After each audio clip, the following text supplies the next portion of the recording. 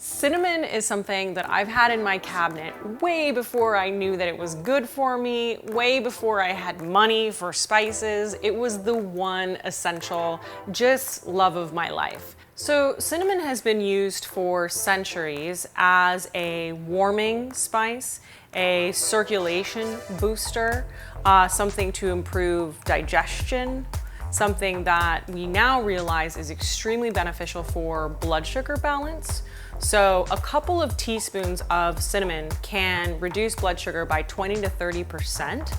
So very effective at stabilizing that. Cinnamon is high in chromium, which is helping to balance our blood sugar. And it's also supporting the pancreatic production of insulin, which also balances blood sugar. When we have balanced blood sugar, we have more stable energy, we have more stable weight, we can have less cravings, we can have more mental clarity. The list just goes on and on and on.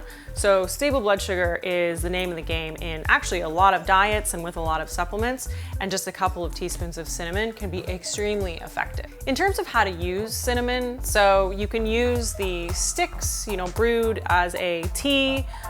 You can also cook with cinnamon. Of course, when cooking with cinnamon, think about using enough. So I always err on the side of a lot of cinnamon, and that tends to push those recipes into territory that's really exciting.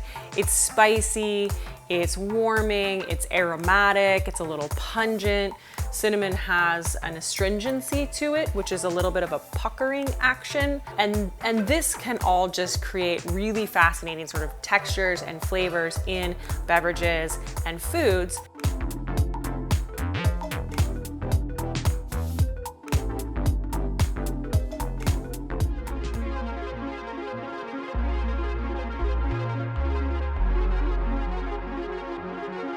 So nootropics are another way of describing herbs, supplements, foods, compounds, things that are great for our brain. Rosemary is my personal favorite herb for use in the afternoon, when I want to pick me up, when I'm not going to have caffeine, when I just need a hit of clarity, I go to rosemary. And it turns out that people have been doing this for thousands and thousands of years. So ancient Greek scholars used to study with rosemary, wearing it or having it nearby to help support memory. It's pretty common to hear about the benefits of rosemary for memory, for cognition, and again, for sort of brain clarity. This comes in part from its ability to increase circulation throughout the body and especially in the brain. It's dilating capillaries, which has that same action of sort of moving the oxygen throughout all of our systems. There are places in the world, there's one place in particular where they grow all of these different varieties of rosemary and some of the most potent rosemary in the world. And people there are living late into their 90s, over 100. And when studied, the studies come back that the minds and also the libidos of these folks are equivalent to 50-year-olds, 55-year-olds. It's phenomenal, and it's been credited to the rosemary.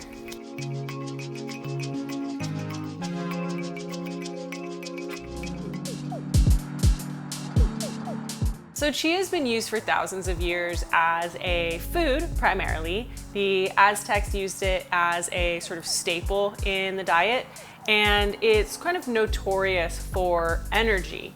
So it's not that chia is directly stimulating, it's that it's so nutrient dense that we get a ton of available energy and calories and nutrients in a very small amount. That efficiency can be helpful for dieting or weight loss. It can be helpful for when you need a quick little snack, something that can energize you but not be an entire meal.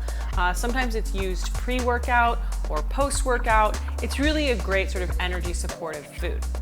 Chia seeds are high in fiber, one of my favorite sources of fiber because they're covered in a mucilaginous sort of coating that absorbs water when they're either soaked or as they're passing through your body.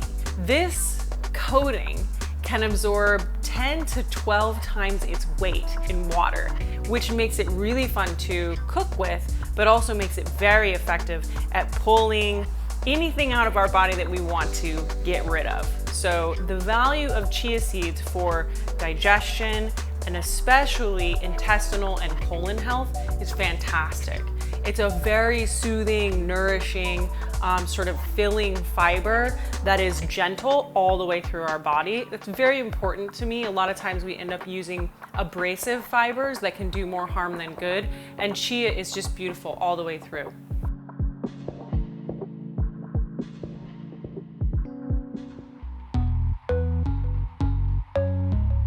Parsley comes in two different types most commonly. You have curly parsley with the leaves all crinkled up and a little bit more of a bitter flavor. That's typically your garnish.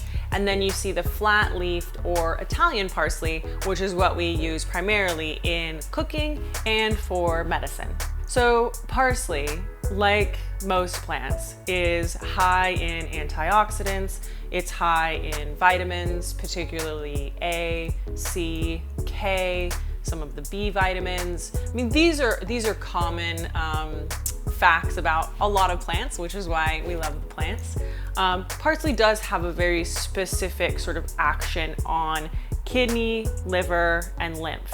One of the ways that parsley is detoxifying is in its action on the kidneys, the liver, and the urinary tract. And it's a sort of purger. So it will remove excess water weight and kind of act on those organs to sort of release whatever they may be retaining. And then by inhibiting salt reabsorption in the body, it's keeping everything moving. So it is acting as a diuretic.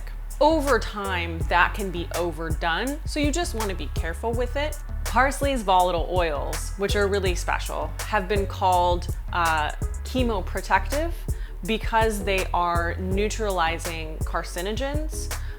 Those are things that can come from environment, cigarette smoke, or if we're grilling meats and we're getting those charred edges on the meats, those can be carcinogenic.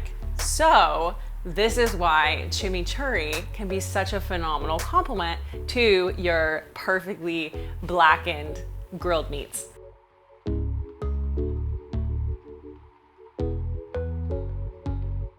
For more episodes of Plant-Based, subscribe to Well+Good's YouTube channel.